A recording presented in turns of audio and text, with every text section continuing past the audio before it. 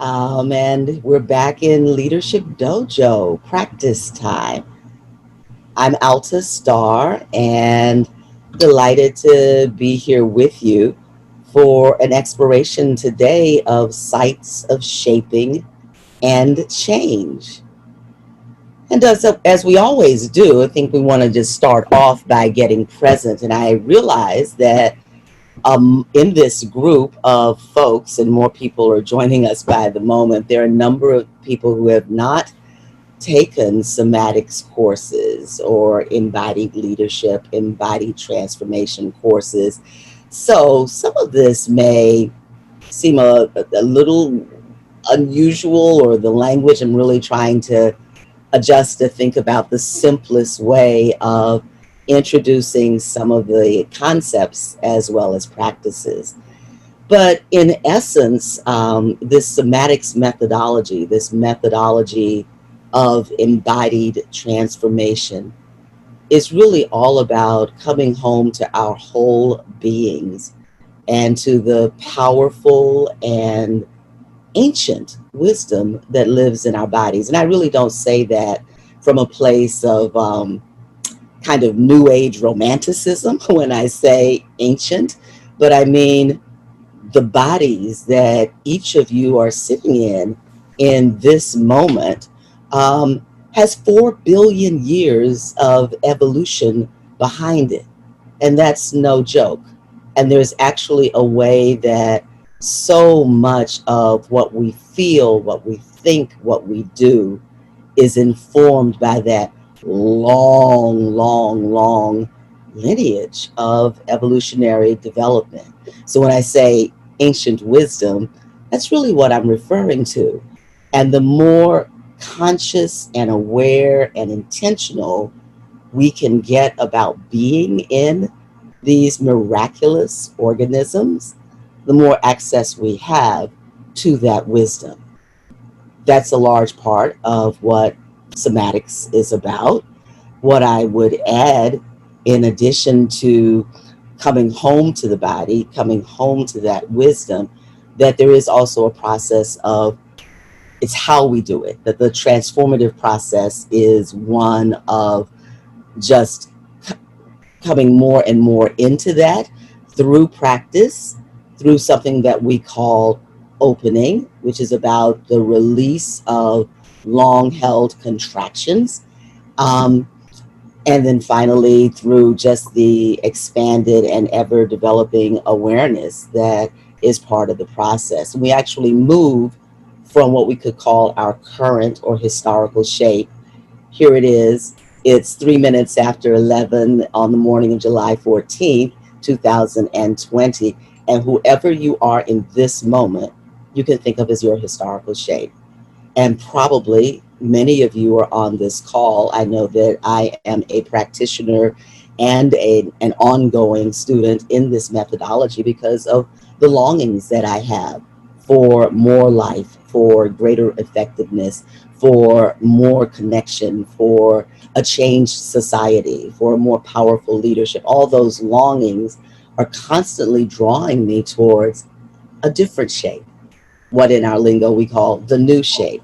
And there's a process or an arc, as probably you have discussed in here in the dojo or will, where we move from old or historical current shape to new shape through a range of experiences. It's not linear, it's not predictable, but we can describe the stages even if they don't actually happen one after the other.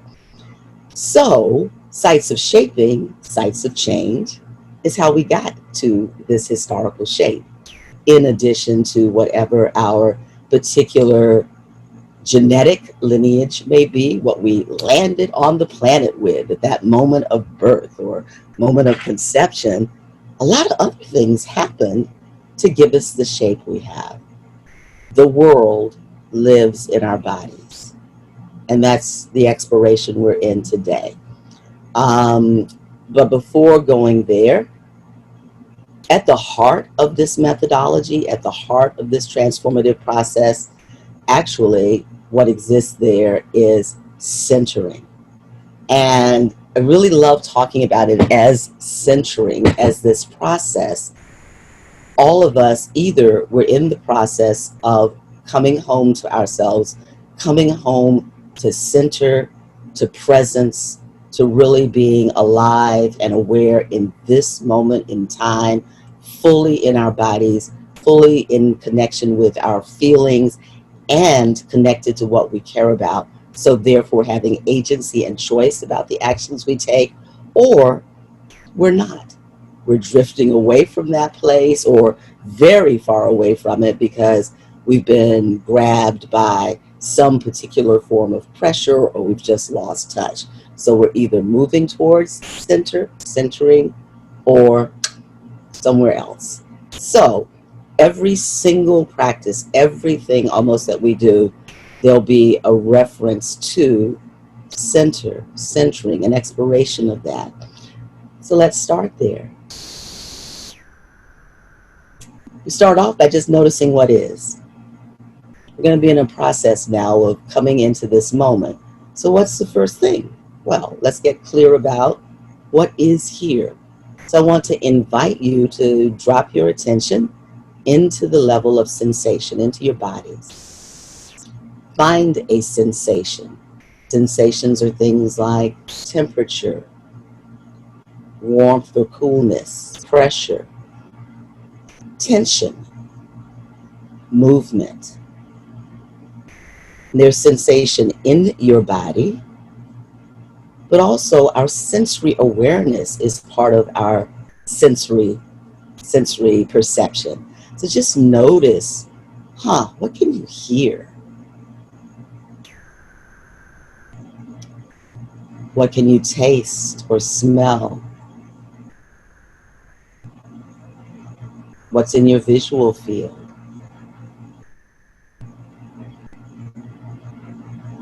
And what's happening in you? Just taking stock of all that. And one of our little proverbs, is that there is no way to more quickly come into the present moment than to bring awareness to the level of sensation. If you put your awareness on your beating heart or the pulse that perhaps you can feel in your fingertips or your throat, you might stop worrying or, having those circular obsessive thoughts that we can all get into. Sensation. Also, just take stock of your mood. What's the emotional weather in you in this moment? And take stock of the quality of your thinking. Is your mind racing along, or is it slowing down? Is it sluggish? Is it clear like a bright, open sky? Or maybe it's a little muddy. Just notice. We're not changing anything because right now we're being in a practice of truly accepting what is. I like to say we're ending our war with reality. That's what this practice is, which is actually usually a war with ourselves that we then just turn external. So noticing and saying yes to what is. First step. We then begin to organize ourselves on purpose. We're using our intention to say, I choose to really be alive here and able to make choices that will serve what I care about. The first step, whether you're seated or standing, I am seated. I have a bad knee that's been acting up. But whether you're seated or standing, and part of the argument for standing is it can allow you to feel more. But line your body up so that your feet are parallel and about hip width apart. Your knees are over your ankles.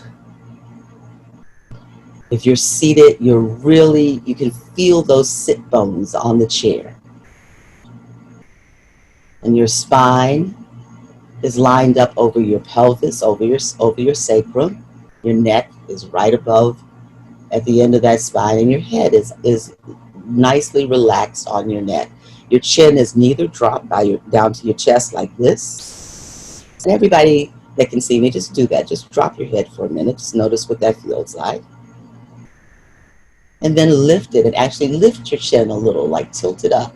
And some of us walk through the world like this. So just notice what feelings and what else changes in your body. Then bring your chin level with the floor. Stacking your body, one part right above the other. We also check in this stage for the places where lots of us hold tension. So just notice what's happening around your eyes. You might want to even kind of squeeze them shut and squint, or hold them really wide open, both of which are ways that sometimes we are, and then let them relax. Jaw is another band in which many of us hold tension. Everybody tighten your jaw. Tight, tight, tight. Mm, mm, mm, mm, mm. Notice what else tightens. Notice what mood happens with that, and then let go. You may want to yawn. Stretching your jaw and letting in a little more oxygen. Yeah. The other places, your throat, your shoulders, just wherever you can, just notice, there's some tension here, or there's an absence. I'm not feeling anything here. If there's tension, gently invite relaxation. If there's absence, gently, compassionately invite your awareness there. From here, dropping your breathing down into your body, meaning taking fuller and fuller breaths. Really letting your chest rise and fall, feeling your diaphragm moving up and down.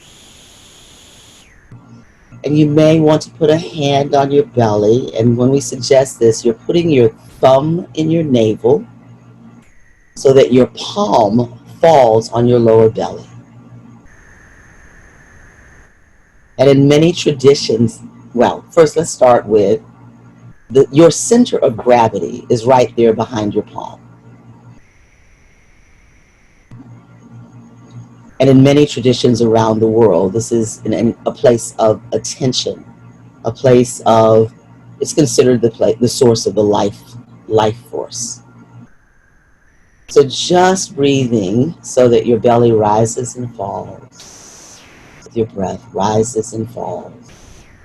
And you're bringing more awareness, more aliveness, more of yourself into that bowl of your lower belly, that pelvic bone, and really filling it out. We're not talking about one tiny point. We're talking about the full area, hip to hip, from the front of your pelvis back to your sacrum, filling it up with you and your life. From this place, we center in length. And essentially centering in length means surrendering to gravity, really letting gravity have your weight, while at the same time allowing your upper body to be more spacious and possibly upright. Not all of us can be upright, but whatever our shapes and our bodies, we can fully occupy them. So from the tip of your tailbone to the top of your head, inviting space. Centering in length, that's what we're doing. Balancing upper and lower halves of the body, and actually accessing dignity. Your unquestionable, inherent, innate right to exist. Your innate and unquestionable worth. Just check inside. huh, can you have a taste of that in this moment? An embodied taste of dignity.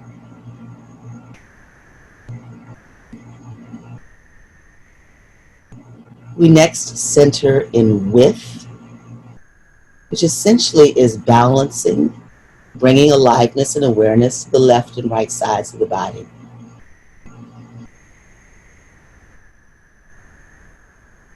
It can be a little bit of unfurling, folding out like a book opening, because often we're cramped and closed in, if folks can see what I'm doing.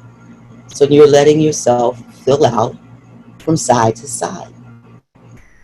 You're really feeling your edges on the sides, whether it's the outside of your legs, the sides of your torsos, the side of your left arm and right arm, the right and left ear or cheeks. Those boundaries, those edges. And with each breath, just inviting yourself to fill it in. Fill in to your edges. And begin to explore the question of, well, where do I stop and start? Another little proverb that we'll talk about is, boundaries are where we begin, not where we end. It's something to muse on. And notice if there's any place in your body that does feel pulled in, scrunched in towards your midline. You know, it might be across your hips maybe, or maybe it's your chest, or maybe it's your throat. Maybe it's up in your head. If you find such a place, with a couple of breaths, just invite it to be in a relaxed fullness.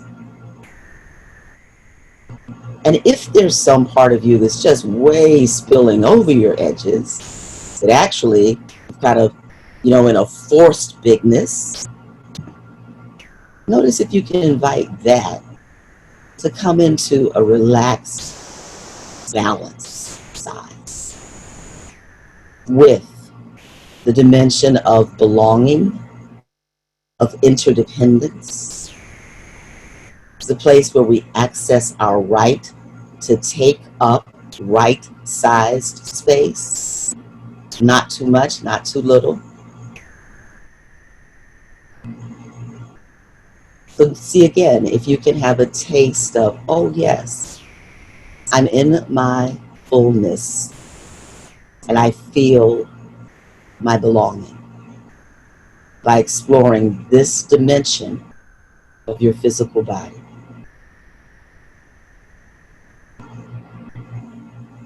Third dimension, depth, volume, front to back. We can start inside. We've already put some attention there. Find your heartbeat. And again, that doesn't have to be at your physical heart. Your pulse is moving through your whole body. Where can you feel it? I'm often aware of my pulse in my fingertips. Where do you feel yours? Let your awareness, your experience of your own pulse, pull you more into the inside of your body. So just notice what you can feel.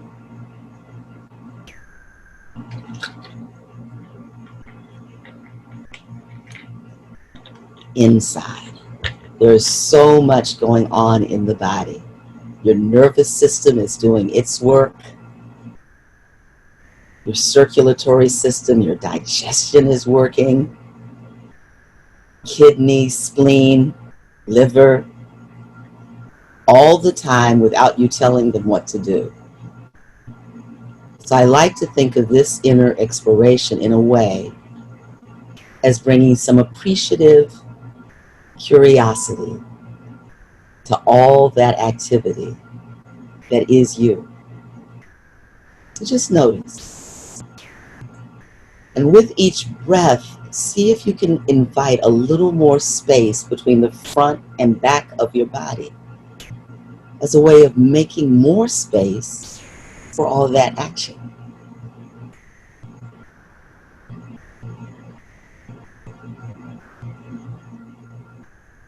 A little attention on the back of your body. Notice if you can feel the air, your hair, your clothes, your chair, anything that just kind of anchors you in the sensation of, oh yeah, that's my back. Often we forget that we have backs. It can be deliciously relaxing to just put awareness there and a little bit on the space behind you. Metaphorically, on what's behind you, what's at your back. Where have you come from? That lineage that we were talking about. All that. Give it a moment of attention. Then bringing your awareness to the front of your body. Same thing. What can allow you to attend to it? A sensation on your face, your clothes, maybe it's your toes.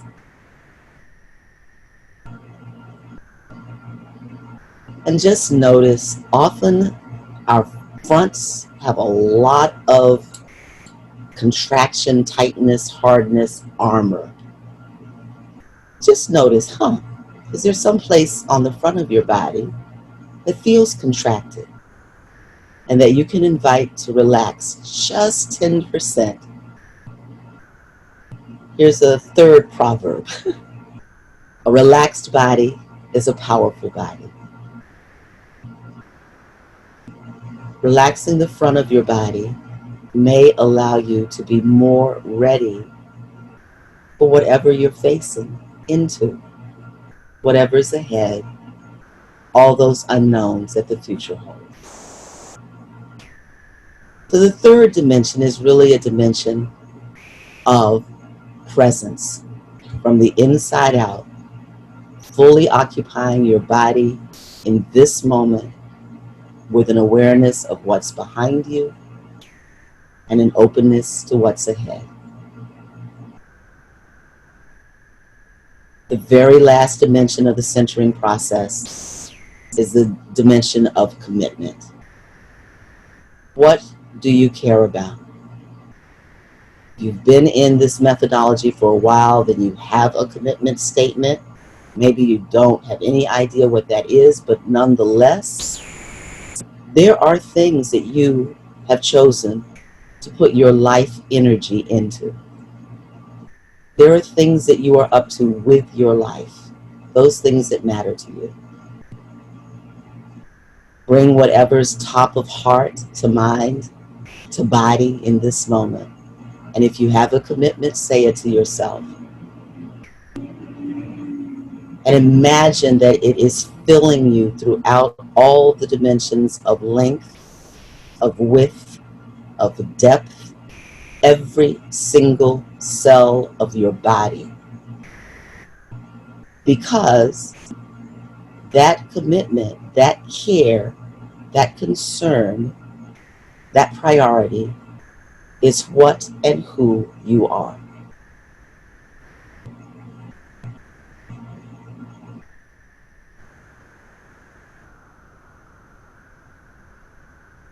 And then take a moment.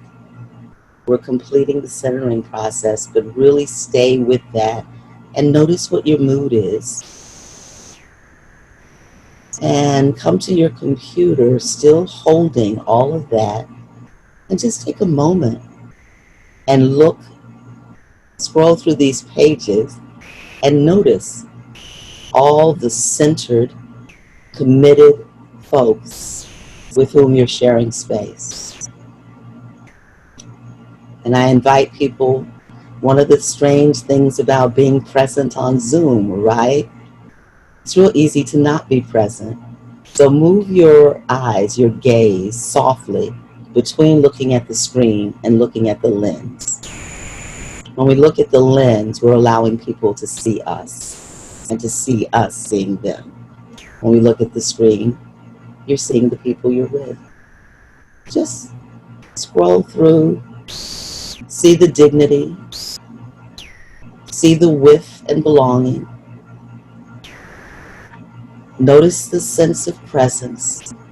Most of all, the depth of commitment. Clearly, given that there are, at this point, 310 folks on this call, we are not going to do a go-round to do a mood check. So just notice for yourself, how are you now after that process of centering? And you do want to be in a practice in our courses. I've taught some with generative somatics, some with Strozzi, some with bold, Black organizing for leadership and dignity. And in courses, we'll always say to folks, okay, your homework, practice centering 3 to 5 days, 3 to 5 times a day. Yes, Salona's made a note. You can put your mood in the chat. You can drop it in if you want to, so that others can see it. I do know that when we do that, that'll go pretty fast if people do it, but you'll get some sense of how folks are doing. And I see, just from a couple that I noticed, one of the most important things about centering, and I really hope all of you remember this like a mantra, we don't center to feel good. We don't center to feel calm and relaxed. We center to feel and feel more. We center to honor our aliveness by allowing and experiencing every single drop of it. The bitter and the sweet, the angry and the loving, the joyful, the grieving, whatever's there. We center to build a container that can experience all of that and let it move through us without having to act out, act in, be caught in reaction, as opposed to choice and agency. So when we say we center to be present, to be open to ourselves and others, to be connected to ourselves and others and what we care about, getting more nuance, that's what we mean. We center to be present with our full aliveness. And it may not feel good, but there is such deep and profound satisfaction in feeling alive. So that was a long centering, the first part of this call, the first part of our practice dojo. I do want to move us into sites. So what is up with this sites of shaping? Our societies, our worlds, our landscapes, all of that live in our bodies. And people are discovering more and more about that as time goes on. But, simple examples. Some of you, I suspect, are old enough to be from that period when babies in hospitals were tagged with pink and blue blankets. Folks know what I'm talking about. A few of you got to see some nods. I don't think they do that anymore, thank God. But there was a time, a newborn infant, boy, girl, pink, blue. You think, well, what's wrong with that? There's a whole many things written about the gender binary, but let's just keep it simple. Research psychologists, I find it fascinating the things they study, but one of the things they studied was, well, what happens when adults think they know a child's gender? And here they are interacting with an infant in a blanket or a onesie that's one color or the other. Across the board, the babies were treated differently. The babies in blue, much more physical interaction, lifting and kind of throwing and really engaging with some rough and tumble. The babies in pink blankets, oh, you're so pretty, much more soothing, much more about smiling. Y'all know where I'm going, right? That is shaping. That is shaping from the earliest moments, from initial breaths. People are being shaped to be the way that their societies dictate they should be based on gender. We don't leave a lot of room for angry, rough and tumble girls, or gentle, maybe weeping, emotional, sensitive boys. Social construction. Now, obviously, I'm not erasing biology with this, but I am really trying to emphasize how much shaping has impacted all of us. So there's that kind of shaping. There's shaping, obviously, around race. There's now language, in fact, in the US and other places where we talk about people being white-bodied. That all that gets taught about what it is to be white lives in people's bodies. I am less familiar with that, although I have some insights into it, but I can talk about some of what lives in Black bodies and give an example. All of you just went through a centering process with me. One of the times early on, and some of you have heard this, I apologize, but it is, I think, such a powerful example of what lives in bodies. So early on, when I was starting to teach somatics and teaching in bold, our very first course in 2012, Penn Center, South Carolina. It's a what do you call it? A retreat center that was one of the first schools for freed Africans post-slavery, and it's still, people still use it today as a retreat center to teach. So here we are, we've got 30 Black social justice leaders from around the United States, and there we are, first morning, I'm teaching centering. Okay, relax into your body, blah, blah, blah. You all know the steps. We get to length. We say, take some breaths, really let your spine relax, feel yourself. And one of the participants, a tall, probably 6'5", 250-pound man, passed out. Terrified me, terrified the rest of the training team. We hadn't had that happen. And of course, we were all pretty new then to teaching somatics. Like, oh my God, what have we done? He was fine. And he regained his consciousness in a few moments and said he was fine. But the next day, after he had spent some time thinking about it that night, after he had had a conversation with his mother, he was able to tell us a long distance call from South Carolina to where she was. He came in and he said, you know, that I was over 6 feet tall by the time I was 13 years old.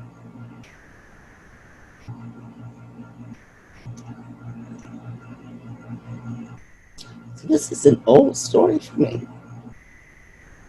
My God, this happened 8 years ago, and it's a story that I've told many times. And yet, still, I can, so much feeling, I center to feel.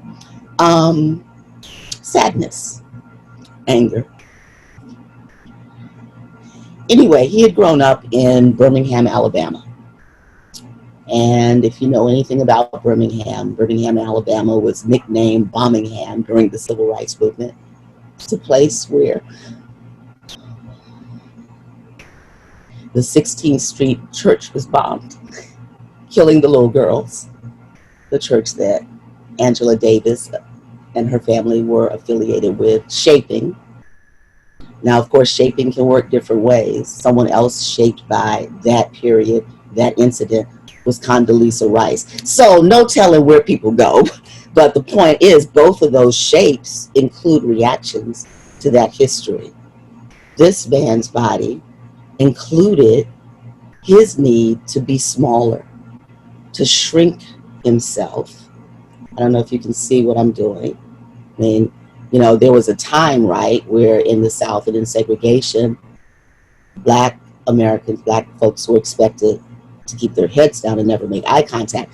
You could have your head up and still shrink your length and your dignity for the sake of surviving. So when he was invited to relax and be in his full length, as he put it, he said, my body just, it didn't know what to do. I got lightheaded. Those muscles, those powerful muscles, the lats and the other muscles that we all have in our backs, had so much contraction from so many years of being smaller that it was just cognitive dissonance, embodied dissonance, he fainted. That's how sights live in our bodies. That is an experience of many Black bodies in a society that threatens our lives. Not having to ever experience that, experiencing some degree of feeling, oh, I'm safe, I belong, kind of what we call the settler colonial mentality, right? That says the world's mine, I have a right to all of it. It's those guys on the New York subway that sit with their legs spread really apart, right? That's kind of a certain kind of colonialism. Boom, the seat is mine. Those are shapings. Those are things that have been shaped by social conditions. What I'd like to do is to actually share a slide with you. I'm going to do a share screen here for a moment. Oops, the host disabled screen sharing. So, Antonio or Salonis, can you, I don't know if you can make me a host since I'm not a, oh, great. They just did it. Magic. All right, here we go. Yeah, sites of shaping, sites of change.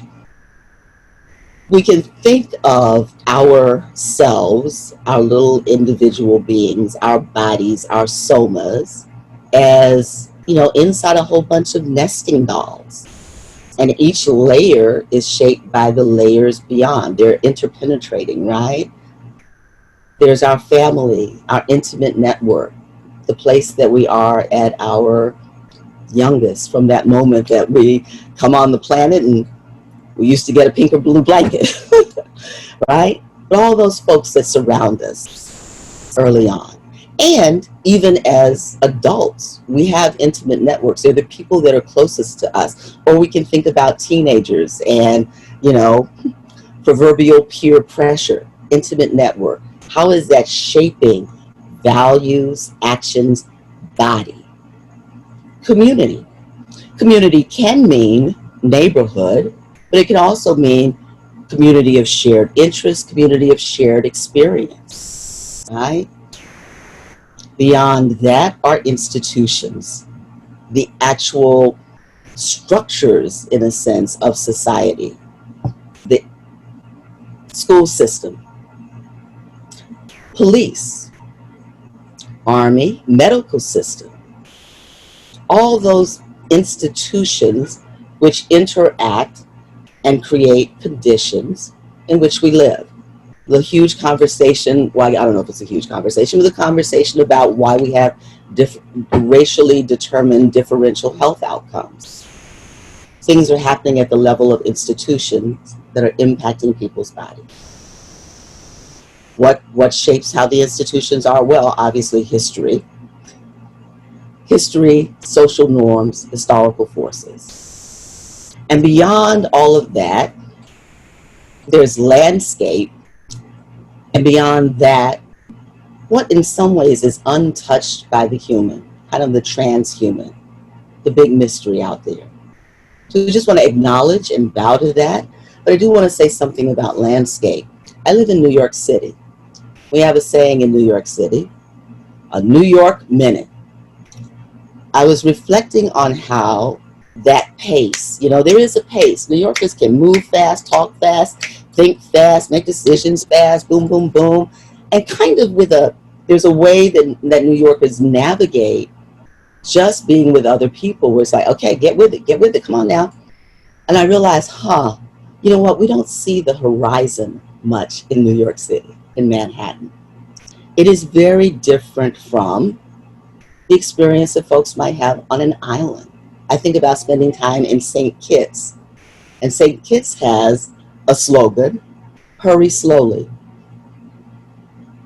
It's a Caribbean island. It's a very different rhythm. What does it mean to be able to look off in the distance and actually see the sea and sky meet?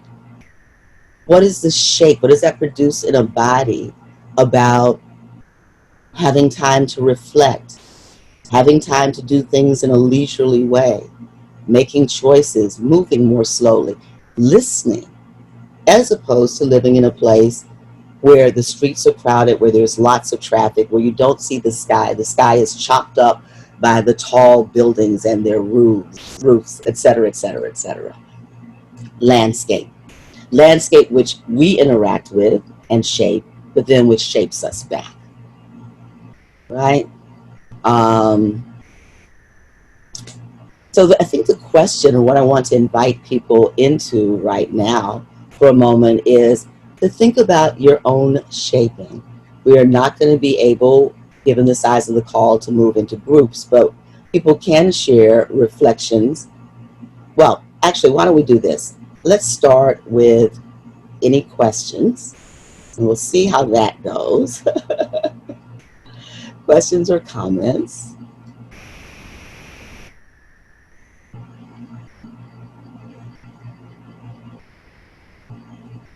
Just drop it in the chat box. Okay, there, yes, Salonis. Thank you, Salonis. We're on the same wavelength here. Okay, a lot of sense.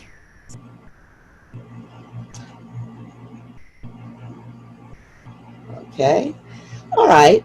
I'm going to invite you for a moment to, let's stay with the gender shaping, if people are okay with that for a moment. Just think about for a moment some way that your experience of gender was shaped by your family. You don't have to share it, just reflect on it.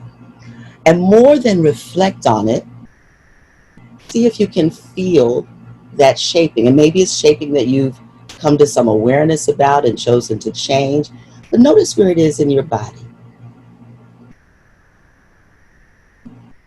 Maybe it was things you were taught about being ladylike, or maybe it was things that you were taught about what boys do or don't do. But just notice. And maybe something that in you that was shaped. Again, we're looking for the feeling, for what's in the body. So sorry. I should have cut my cell phone off. I apologize for that. Yeah. But some way that your intimate network as an adolescent shaped your experience of gender.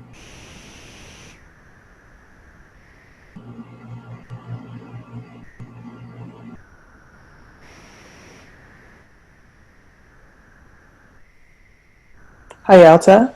Yes. We have some questions in the chat that are coming up. Okay, lovely. So one question is from Patricia Albert, and she says, what can we do right now to support everyone being met with dignity and respect? Mm-hmm. Thanks, Salonis. I also want to note, Jennifer Berry, I see your comment as well.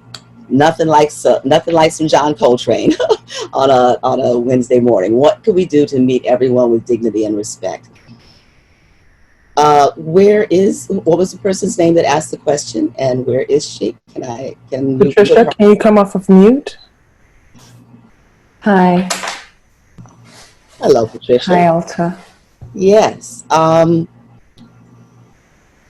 I guess for me, one of the questions that just comes up is, what have you tried? Well, I find everybody interesting, and I try to listen to, everyone's story. I'm quite moved by some of the stories you were telling earlier, Alta. Mm-hmm. Yeah. But I think we're at a place where we could all do something more, maybe to really reach out and understand. Yes.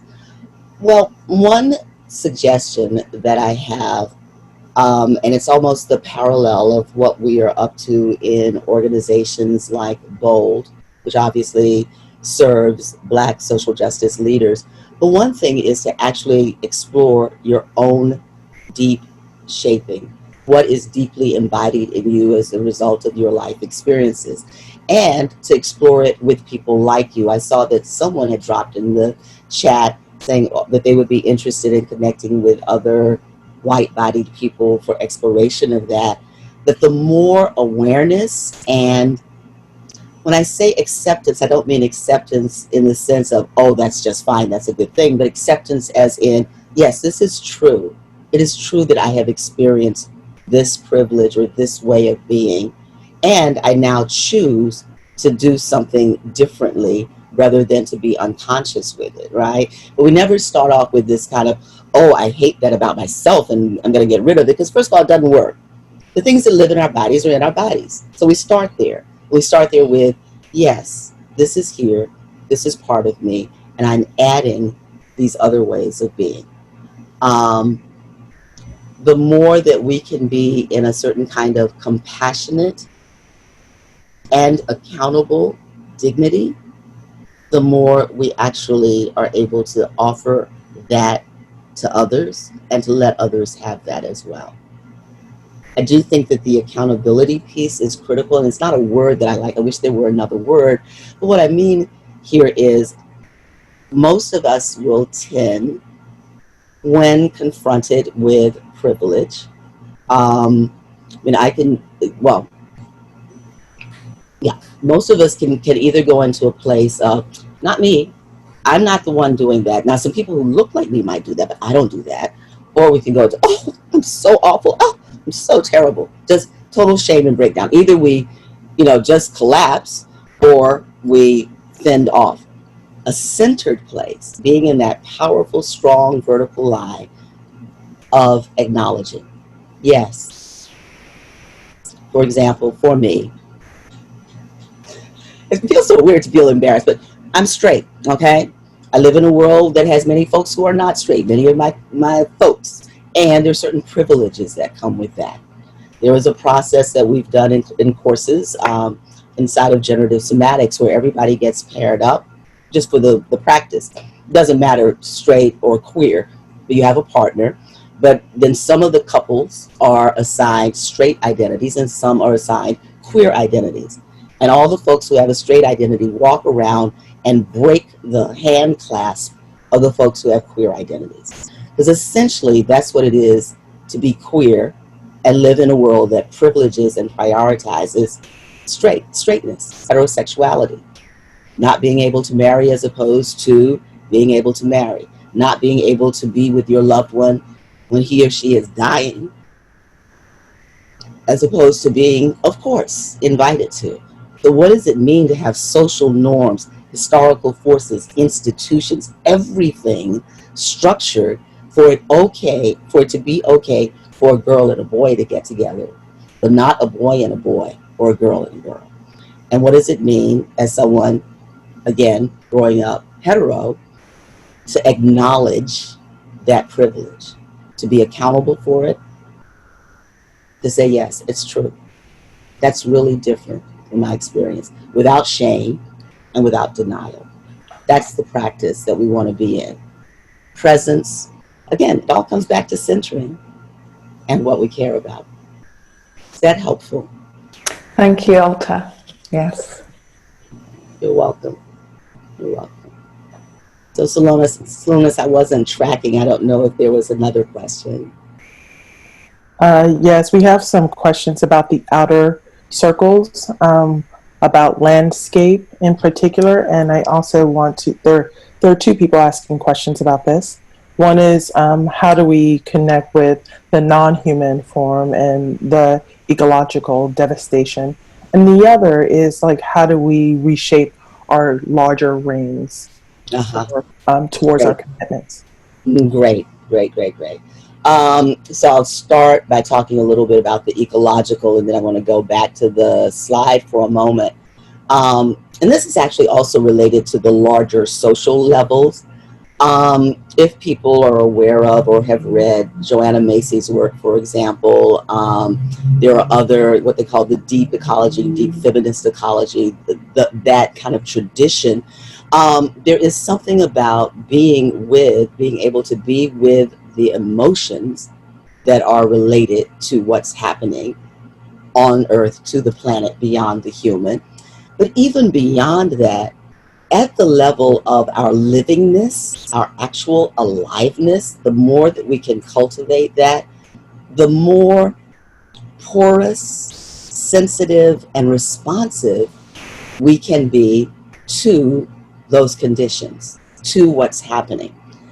And this is also tied to empowerment. And it's a little bit to the question around how do we deal with social structures, right? That in the same way that I said, we don't center to feel good or calm, we center to feel our aliveness. The more deeply we connect with our aliveness, in a sense with our wholeness, the more ready we become, the more empowered to actually engage those things that get in the way of aliveness for ourselves and others.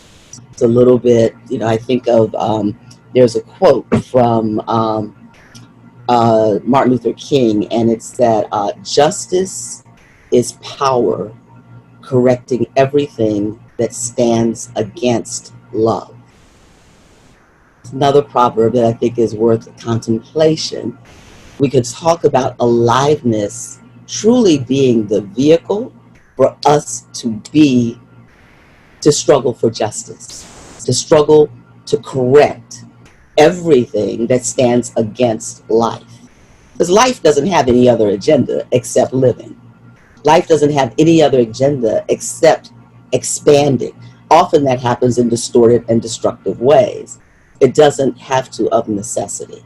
So how do we become so integrated between our emotions, what's happening in our bodies, our thinking, and our action, all in service to a vision that we actually have the competency to act on? Because a lot of times we have vision, we have values, but we don't have the skills to consistently act on them. But as we practice, then we begin to develop those competencies. That is what gives us at least the foundation for both making social change, but also for being with the natural environment, nature, in a way where we are right-sized and are able to feel our belonging. I want to invite everybody for a moment just to take a deep breath and just let yourself feel. And this may be very intense, but we're in a practice of building emotional capacity.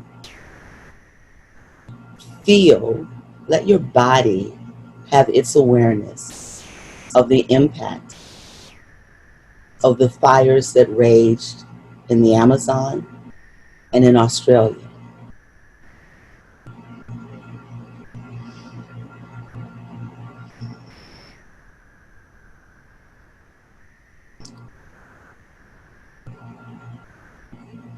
We talk about the Amazon as the lungs of the world.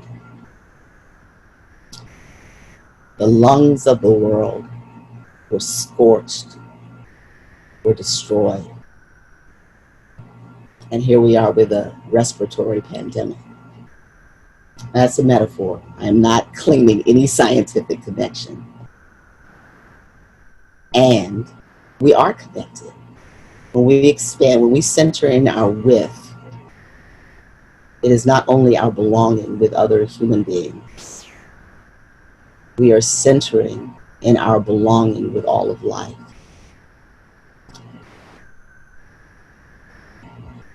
Keep centering, keep breathing. Let whatever you're feeling be there. And invite gratitude for the depth of that connection, of that interdependence.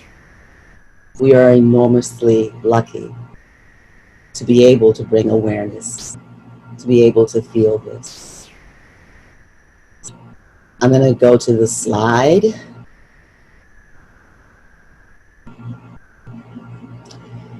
And you'll notice that the title of the slide is Sites of Shaping, Sites of Change. We change as individuals through things like what we're doing here. We take courses, we go to therapy, we do body work, we change. In some ways, it's really up to us. Anybody that's a member of a family system, an internet network, you know it's not as easy there. We change, and then all of a sudden people start acting all weird, and they don't know what to do, and woof, much more work, much more of an engagement. Same thing with community. The more we move out, the more and more people have to be involved in making the change. The more we need organizations and structures to engage whatever the issue is. What we are seeing right now, Black Lives Matter movement, the struggle around defunding the police and moving resources into really building strong communities that are able to, that are taken care of and able to take care of themselves. Look how many thousands of people are involved. Look how many organizations. You know, it's not one person. And in fact, that's part of the myth of history. I think that um, part of my own personal delight with what's happening around Confederate statues, it's less around, oh, they're Confederates, but it's around just even that approach to history, this mythology that individual, usually men, created the world.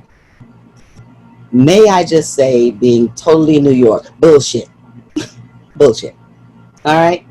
So the world is made, the what we live in is created by all of us. This comes back to the issue around centered accountability.